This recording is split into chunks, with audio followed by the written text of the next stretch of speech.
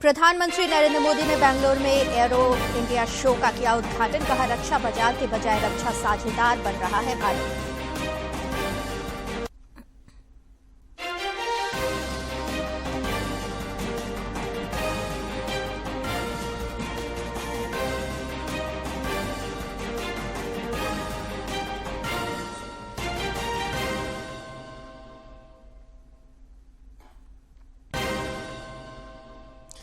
प्रधानमंत्री नरेंद्र मोदी ने बेंगलुरु में एरो इंडिया शो का किया उद्घाटन। कहा, रक्षा बाजार के बजाय रक्षा साझेदार बन रहा है भारत।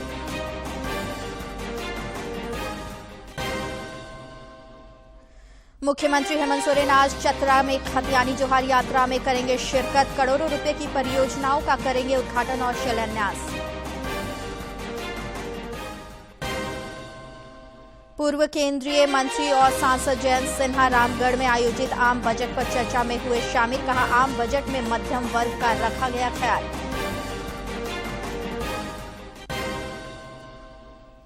राजधानी रांची समेत राज्य भर में तापमान में उतार चढ़ाव जारी। पछुआ हवा के कारण सवेरे और शाम ठंड का एहसास। आज से तापमान और गिरने के आसार।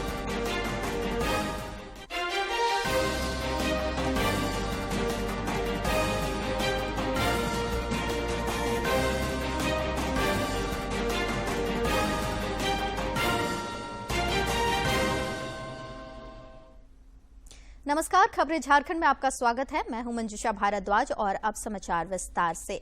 राष्ट्रपति द्रौपदी मुर्मू का उत्तर प्रदेश का दौरे का आज दूसरा दिन है। इस दौरान उत्तर प्रदेश के राष्ट्रपति भवन में बुक्सा जनजाति के लोगों ने राष्ट्रपति से मुलाकात की। इस दौरान राष्ट्रपति ने बुक्सा जनजाति के लोगों के बीच वन पट्टा का वितरण किया। कराए गए कार्यों का उल्लेख किया है। शिक्षा, सिलाई कढ़ाई के साथ ग्राम मित्र के कार्य मिलने से बुक्सा जनजाति की महिलाएं राष्ट्रपति से बातचीत के दौरान खुश नजर आईं। ये जनजाति बिजनौर जनपद के कोतावली, अफसरगढ़, नजीमाबाद क्षेत्र में निवास करती है। इन्होंने अपने क्षेत्र में स्वास्थ्य केंद्र, डिग्री कॉलेज खोलने की मांग की। साथ ही इस दौरान 21 बुक्सा जनजाति के लोगों को वन अधिकार का पट्टा दिया गया, जिसमें से ये 5 लोगों को पट्टा प्रमाण पत्र राष्ट्रपति ने दिए। उनका अपना जमीन नहीं होने के कारण प्रधानमंत्री आवास योजना में इंक्लूड नहीं हो पाते। इसीलिए जिनके पास ऐसे जमीन है, जंगल जमीन है, उनको भी जमीन का पट्टा मिलना चाहिए और उनका भी अपना घर रहना चाहिए। जनजाति जो पीछे है जरूर वो भी आगे बढ़ेंगे। केवल गवर्नमेंट के ऊपर हम सहारा लेने से, भरोसा करने से नहीं होगा। हम लोगों को भी आगे बढ़ने के लिए जुनून होना चाहिए। मानसिकता हम लोगों का प्रधानमंत्री नरेंद्र मोदी ने प्रधानमंत्री नरेंद्र मोदी ने बेंगलुरु में आयोजित एरो इंडिया शो का उद्घाटन किया। इस दौरान श्री मोदी ने कहा कि भारत रक्षा के बजाय रक्षा साझेदार बन रहा है। प्रधानमंत्री ने कहा कि अमृतकाल का भारत एक फाइटर प्लेन की तरह बढ़ रहा है। श्री मोदी ने कहा कि हमारा लक्ष्य 2024-25 तक रक्षा निर्यात को $5 अरब तक ले जाने का है। उन्होंने कहा कि भारत जल्द ही दुनिया का सबसे बड़ा रक्षा विनिर्माण बेस होगा।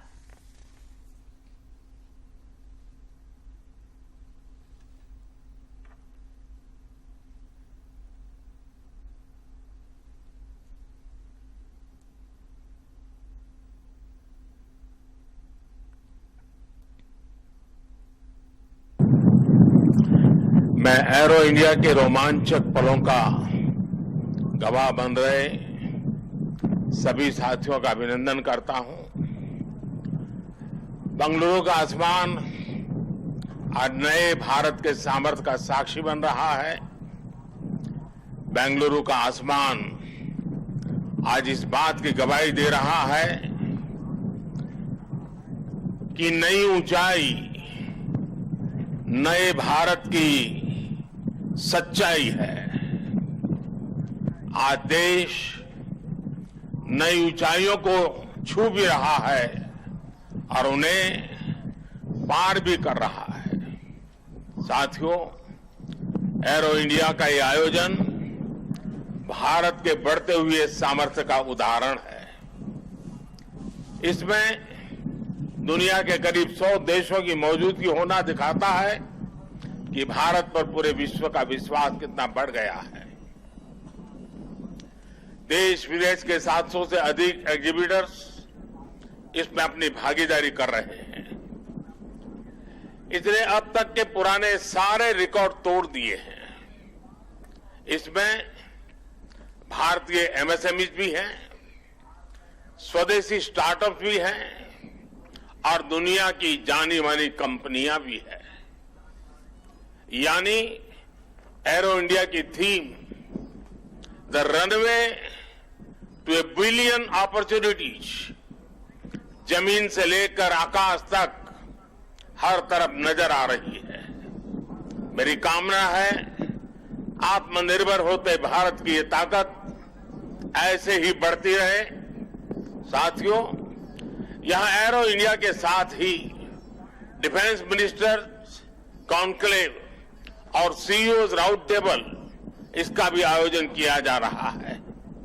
दुनिया के विभिन्न देशों की सहभागिता, सीईओज की ये सक्रिय भागीदारी एरो इंडिया के ग्लोबल पोटेंशियल को और बढ़ाने में मदद करेगी।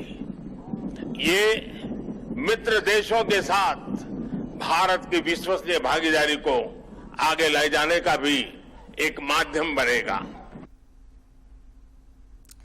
बेंगलुरु में आयोजित एरो इंडिया शो में प्रधानमंत्री नरेंद्र मोदी ने एरो इंडिया 2023 पर स्मारक टिकट जारी किया।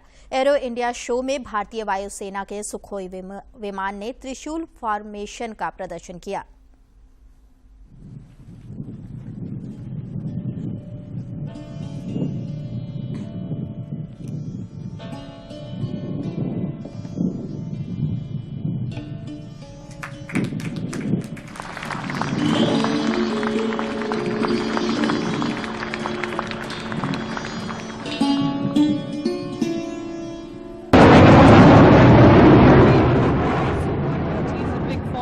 Pulling up, making a trishul or trident while soaring in the skies. This formation displays the might of the Indian Air Force like a trishul of Lord Shiva, the destroyer. Lo and behold, you now have a trishul in the sky.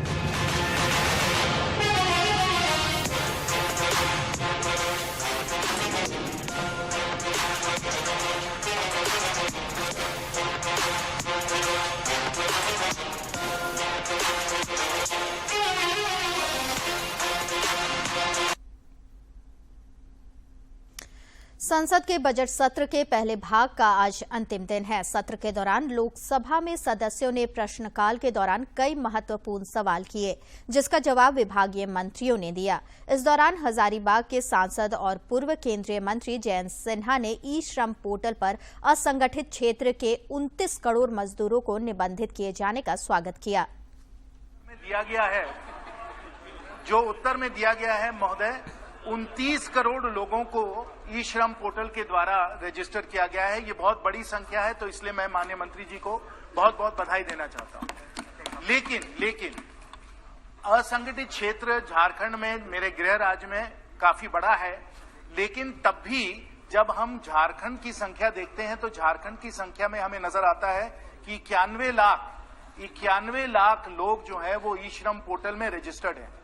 कुल मिलाकर झारखंड की आबादी 3.25 करोड़ है, तो 3.25 करोड़ में 1/3 लोग क्या इस पोर्टल से रजिस्टर्ड हैं? ये संख्या मुझे थोड़ा ज्यादा नजर आ रही है, तो इसलिए मैं माननीय मंत्री जी से ये पूछना चाहूंगा कि इसका सत्यापन किस प्रकार से किया गया है और डी ड्यूप्लीकेशन किया गया कि नहीं किया गया है, क्योंकि अगर हम झारखंड का ही अगर हम लोग देखें तो 91 लाख 3.25 करोड़ में बहुत बड़ी संख्या हमें नजर आती है। धन्यवाद। माननीय अध्यक्ष महोदय, ई श्रम का जो रजिस्ट्रेशन है वो आधार कार्ड के रजिस्ट्रेशन के द्वारा ही किया जाता है। साथ में उनका जो बैंक अकाउंट है वो भी लिंक किया जाता है। तो ये 2 वेरिफिकेशन होने के बाद किया जाता है, इसलिए जिनका भी रजिस्ट्रेशन किया गया है उनका आधार कार्ड और बैंक अकाउंट दोनों को सत्यापित करके ही किया गया है। मुख्यमंत्री हेमंत सोरेन आज चतरा में खतियानी जोहार यात्रा में शिरकत करेंगे। इस दौरान श्री सोरेन करोड़ों रुपए की परियोजनाओं का शिलान्यास और उद्घाटन करेंगे। मुख्यमंत्री चतरा में आयोजित कार्यक्रम के दौरान विभिन्न योजनाओं के लाभुकों के बीच परिसंपत्तियों का वितरण भी करेंगे। बाद में श्री सोरेन लातेहार के लिए रवाना हो जाएंगे।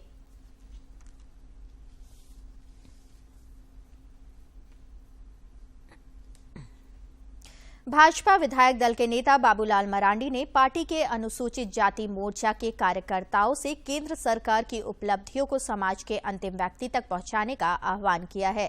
श्री मरांडी ने पलामू में अनुसूचित जाति मोर्चा के प्रदेश कार्य समिति के 2 दिवसीय बैठक को संबोधित करते हुए कहा कि अनुसूचित जाति समाज को तोड़ने वाली ताकतों को विफल करना पार्टी की जिम्मेदारी है। इस दौरान उन्होंने पार्टी की मजबूती पर जोर दिया। हजारीबाग के सांसद और पूर्व केंद्रीय मंत्री जयंत सिन्हा कल रामगढ़ में आम बजट पर आयोजित परिचर्चा में शामिल हुए। इस दौरान उन्होंने बजट में किए गए प्रावधानों की सराहना की। श्री सिन्हा ने कहा कि आम बजट में मध्यम वर्ग के लोगों के लिए खास ख्याल रखा गया है। मौके पर शहर के प्रबुद्ध जनों ने भी अपने विचार व्यक्त किए।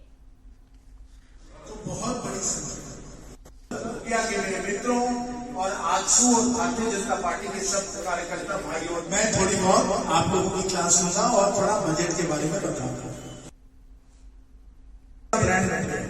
और सबसे मैं कहूंगा को दिशा दिखाएगा।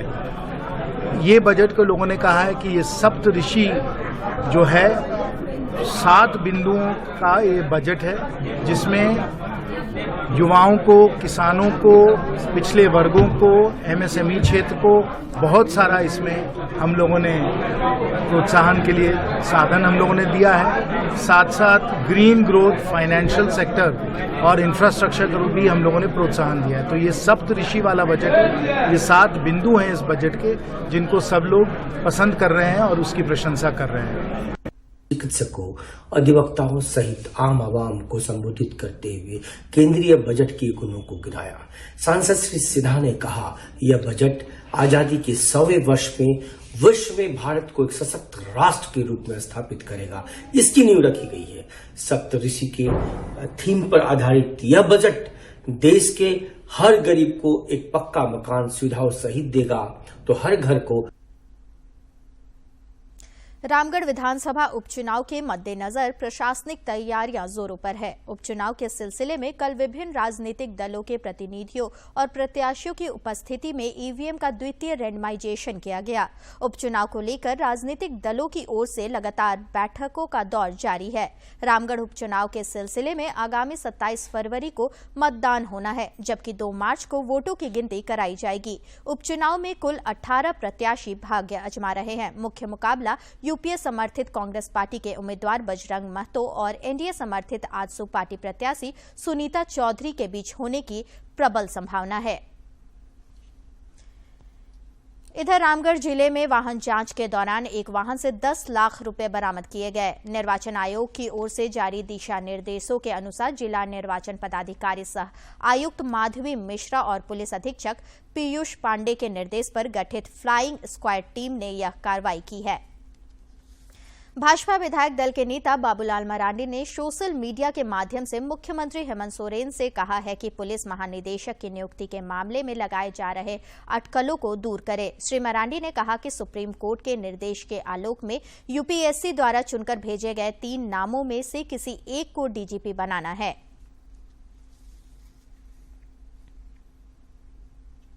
प्रदेश कांग्रेस ने पार्टी विरोधी कार्यों में लिप्त रहने के आरोप में 4 नेताओं के 6 वर्ष के लिए निलंबित कर दिया है। बता दें कि अनुशासन समिति ने राज्य नेतृत्व के खिलाफ गतिविधियों के लिए आलोक दुबे, लाल किशोर नाथ, श्रादेव, डॉक्टर राजेश गुप्ता और साधु शरण गोप के निलंबन की सिफारिश की थी। मिली जानकारी के अनुसार पार्टी विरोधी गतिविधि में शामिल होना मुख्य वजह सामने आई। इसके साथ ही कथित तौर पर कांग्रेस के नेताओं को अनुशासन समिति ने चेतावनी भी दी थी। बावजूद इसके प्रदेश नेतृत्व के खिलाफ मोर्चा खोला गया था। मध्य प्रदेश में G20 कृषि कार्य समूह की पहली बैठक आज से इंदौर में आयोजित की जा रही है। क्षेत्र से जुड़े प्रमुख विषयों पर चर्चा करेंगे। बैठक के पहले दिन कृषि स्टॉक हासिल करने के लिए अपनाई जा रही जो प्रक्रियाएं हैं और खाद्य सुरक्षा के लिए जलवायु आधारित स्मार्ट कृषि पर अलग अलग सत्रों में चर्चा की जाएगी। केंद्रीय विमानन मंत्री ज्योतिरादित्य सिंधिया और मुख्यमंत्री शिवराज सिंह चौहान बैठक स्थल पर कृषि क्षेत्र से जुड़ी भारत की उपलब्धियों, नवाचारों और तकनीकों पर आधारित एक प्रदर्शनी का भी शुभारंभ करेंगे। कृषि कार्य समूह की पहली बैठक के अंतिम दिन 4 प्रमुख विषयों पर मंथन होगा। इस बैठक में भाग लेने के लिए सिर्फ G20 देशों से ही नहीं बल्कि आमंत्रित देशों और राष्ट्रीय अंतर्राष्ट्रीय कृषि क्षेत्र से जुड़ी संस्थाओं के 98 डेलीगेट्स भाग लेंगे। इस महत्वपूर्ण बैठक के दौरान विदेशी मेहमानों को न सिर्फ मालवा के खान पान और संस्कृति से रूबरू करवाया जाएगा बल्कि इंदौर का जो राजवाड़ा पैलेस है और धार जिले के प्रसिद्ध पर्यटन स्थल मांडू है उसके भी दीदार करवाए जाएंगे। राज्यपाल रमेश बैस ने कल झामुमो सुप्रीमो शिबू सोरेन से मुलाकात की। इस दौरान उन्होंने शिबू सोरेन से उनके स्वास्थ्य की जानकारी ली। मौके पर मुख्यमंत्री हेमंत सोरेन भी मौजूद थे।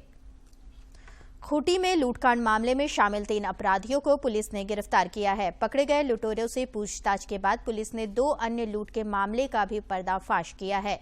पुलिस ने बताया कि दिन दहाड़े सुरक्षा एजेंसी में लगे कर्मी ने इन अपराधियों ने लूटपाट की थी।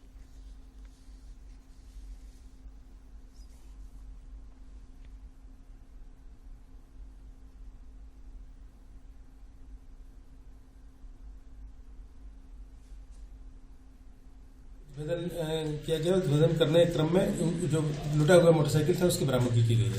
इसके अतिरिक्त एक अन्य घटना घटित है जो दिनांक 30/1/2023 को बीते 30 तारीख जनवरी महीने की 30 तारीख को खूंटी थाना क्षेत्रांतर्गत तोरपा रोड के पास से कटहल टोली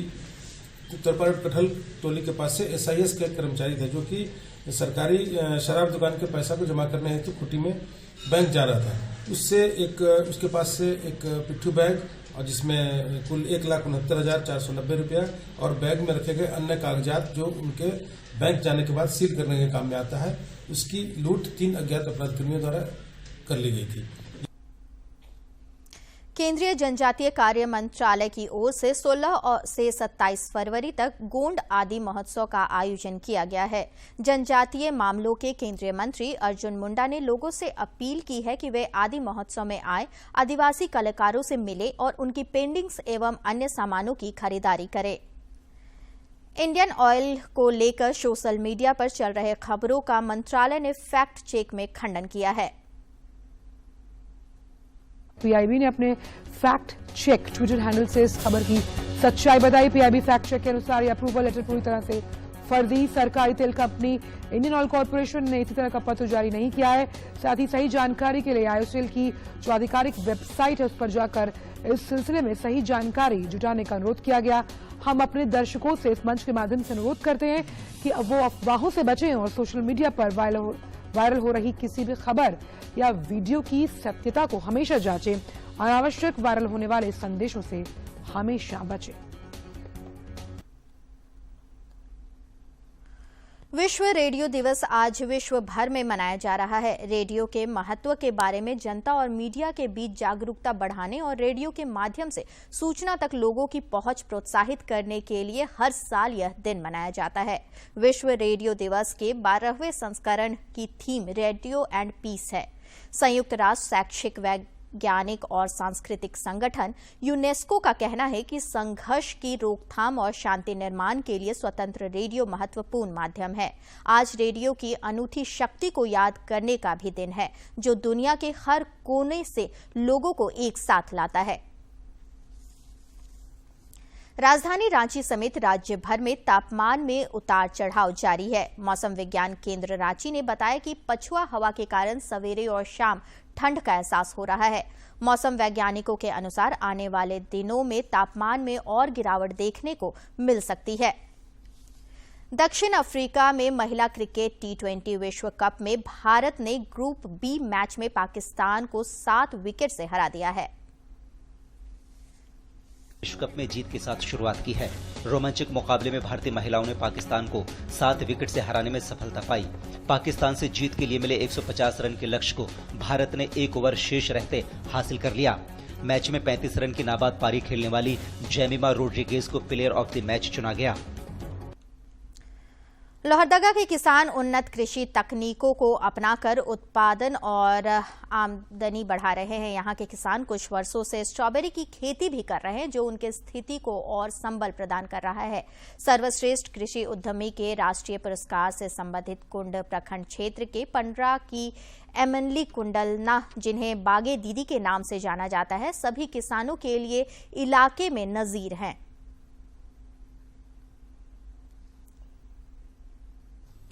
ठंड का मौसम स्ट्रॉबेरी की खेती के लिए उत्तम होता है। इस कारण लोहरदगा के किसान अक्टूबर से लेकर फरवरी तक स्ट्रॉबेरी की खेती करते हैं। भारतीय कृषि अनुसंधान संस्थान द्वारा सर्वश्रेष्ठ कृषि उद्यमी के राष्ट्रीय पुरस्कार से सम्मानित कूडू प्रखंड क्षेत्र के पंडरा की एमलिन कंडुलना अपने खेतों में कई प्रकार की खेती करती हैं, जिससे उन्हें आराम से सालाना 5 से 6 लाख रुपए की कमाई हो जाती है।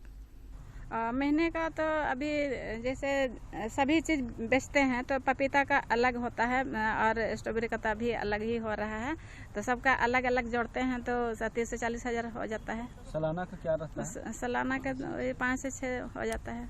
एमलिन कंडुलना को पूरे क्षेत्र में बागे दीदी के नाम से जानते हैं। बागे दीदी सुबह से अपने खेतों में कृषि के कार्य में लग जाती हैं और शाम तक कार्य करती रहती हैं। अपने कृषि उत्पादों को बेचने के लिए उन्होंने खुद एक फार्मर प्रोड्यूसर कंपनी का निर्माण किया है। बागे दीदी के खेत में हर मौसम अलग अलग खेती की जाती है और सारा कुछ ऑर्गेनिक तरीके से होता है। नए किसान बागे दीदी के खेत में आकर उनसे कृषि के गुर भी सीखते हैं। उनके साथ हम लोग नर्सरी करना, खेती किस तरह लगाना, ड्रिप मशीन कैसे लगाना, ड्रिप मशीन से क्या फायदा है, फिर उसमें कौन सा खाद डालेंगे, कौन सा बीज डालेंगे जो सही होगा, सही उपजाऊ होगा, बागे दीदी से ही सीखते हैं हम। बागे दीदी एमलिन कंडुलना कहती हैं कि वे अधिक से अधिक किसानों को उन्नत कृषि से जोड़ना चाहती हैं, ताकि नए किसान भी इस क्षेत्र में अपना पैर जमा सकें। अभी खेती जैसे जिस तरह जैसे हमको तकनीकी विधि का ट्रेनिंग मिला है कृषि विज्ञान केंद्र से, तो इससे हम भी खेती करना चाहते हैं बहुत अच्छा तरीका से, और हमारे जैसे ही हमारी किसान दीदियां हमसे जुड़े हैं और उनको भी हम ट्रेनिंग देते हैं। जिले में किसानों को आत्मनिर्भर बनाने के लिए उद्यान विभाग द्वारा चयनित किसानों को प्रशिक्षण के साथ साथ उन्हें आवश्यकता के अनुसार 50% अनुदान राशि भी दी जाती है। उद्यान विभाग के प्रहलाद कुमार ने बताया कि विभाग पुरजोर तरीके से किसानों के आय को दुगनी करने में जुटा है। उन्होंने कृषि प्रक्षेत्र के विकास में बागे दीदी के योगदान की भी प्रशंसा की। लोहरदगा जिला में स्ट्रॉबेरी की खेती कराई जा रही है, जिसके तहत चयनित किसानों को अधिकतम 50% अनुदान देय है। इस अनुदान के तहत लाभुक किसानों को पौध सामग्री, पौधे आदि की व्यवस्था कराई जा रही है। केंद्र सरकार कृषि विकास और किसानों के कल्याण के लिए सतत प्रयास कर रही है, जिससे अन्नदाताओं की दशा और दिशा तो बदली ही है। देश खाद्यान्न उत्पादन में आत्मनिर्भर बनकर अब दुनिया के कई देशों की जरूरतों को पूरा कर रहा है। लोहरदगा से आसिफ रजा की रिपोर्ट। प्रधानमंत्री नरेंद्र मोदी की पहल पर आकांक्षी जिला कार्यक्रम से देश के आकांक्षी जिलों में समस्याओं का स्थायी समाधान हो रहा है तथा मूलभूत सुविधाओं का लगातार विस्तार हो रहा है। झारखंड के आकांक्षी जिला गिरिडीह के ग्रामीण क्षेत्रों में भी इस कार्यक्रम के प्रभावी क्रियान्वयन से शुद्ध जल नल से घरों तक पहुंचाया जा रहा है। झारखंड के आकांक्षी जिला गिरिडीह में केंद्र प्रायोजित आकांक्षी जिला कार्यक्रम गरीब और लाचार लोगों के चेहरे पर खुशियां बिखेर रहा है। जिले के उग्रवाद प्रभावित पेटार के कुड़कों में जल जीवन मिशन के तहत नल से शुद्ध जल घरों तक पहुंचने लगा है, जिससे ग्रामीण खासे खुश हैं। यहाँ तक हम लोग को पानी का जो असुविधा था तो यथासंभव अभी हम लोग के घर घर में पानी आ गया है। पहले जो नदिया से सुख नहीं बुझा आराम से घरे में आ गए पानी। पहले यहाँ के लोग दूर से नदी नाला का पानी लाकर पीने को विवश थे, लेकिन अब ऐसा नहीं है। प्रधानमंत्री नरेंद्र मोदी की दूरदर्शी नीतियों के कारण इन ग्रामीणों के जल संकट का स्थायी समाधान हो गया है और अब उनके घर में नल से शुद्ध जल आ रहा है। पहले हमने बड़ी बहुत तकलीफ हो रही है, पानी के सौगान भय गए तो पानी अखन मिलत कर है। यहाँ पर एक तरफ मल्टी विलेज स्कीम के तहत बड़े बड़े जल मीनार बनाए जा रहे हैं तो दूसरी तरफ छोटे छोटे स्कीम बनाकर जलापूर्ति की जा रही है। आकांक्षी जिला कार्यक्रम के कारण इस नक्सल प्रभावित पेटान प्रखंड में बड़ा बदलाव देखने को मिल रहा है। पहले नल नहीं था तो दिक्कत होता था, अभी घर घर पानी आएगा तो बड़ा सुविधा होगी। तो पानी हमने नदी से आवा लिया, आप टांकी बैठा गया तो यहाँ हमने पानी पिया इसी नाल में। सरकार की मदद से इस इलाके में जलापूर्ति शुरू होने से क्षेत्र के जनप्रतिनिधि भी काफी खुश हैं। उनका भी कहना है कि सरकार की संवेदनशीलता से लोगों को, विशेषकर महिलाओं को काफी सहूलियत हुई है। लोगों को पानी का बहुत ही प्रॉब्लम होती थी, जब से ये योजना चली है, विशेष तौर पे एसटी बेल्ट में जो गरीब आदिवासी क्षेत्र गांव में ये मिशन बहुत ही कामयाब साबित हो रही है। केंद्र प्रायोजित आकांक्षी जिला कार्यक्रम से तेज गति से मूलभूत सुविधाओं का विस्तार हो रहा है, जिससे लोगों की आकांक्षाएं पूर्ण हो रही हैं तथा उनकी दशकों की समस्याओं का स्थायी समाधान हो रहा है। गिरिडीह से रमेश प्रभाकर की रिपोर्ट। मशहूर फिल्म अभिनेता विनोद मेहरा की आज जयंती है। आइए देखते हैं उन पर फिल्माए गए कुछ गीतों को।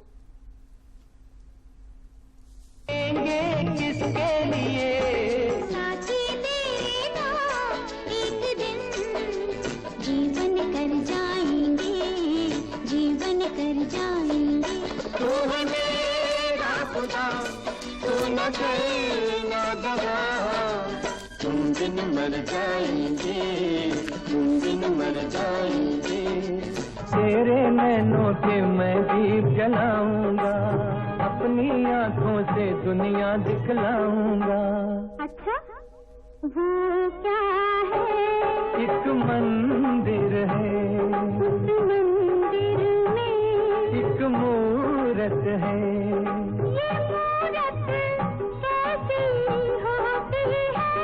तेरी सूरत जैसी होती है। कैसे जीत लेते हैं लोग दिल किसी का, कैसे जीत लेते हैं लोग दिल किसी का। कोई तो सिखा दे हमें प्यार का सलीका, कैसे जीत लेते हैं लोग दिल किसी का। आपकी आंखों में कुछ महके हुए से राज है। भी खूबसूरत आपके अंदाज है, आपकी आंखों में कुछ। अंत में मुख्य समाचार एक बार फिर।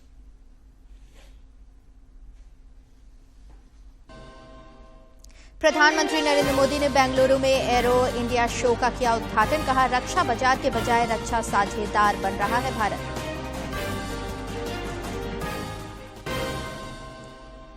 मुख्यमंत्री हेमंत सोरेन आज चतरा में खतियानी जोहार यात्रा में करेंगे शिरकत। करोड़ों रुपए की परियोजनाओं का करेंगे उद्घाटन और शिलान्यास।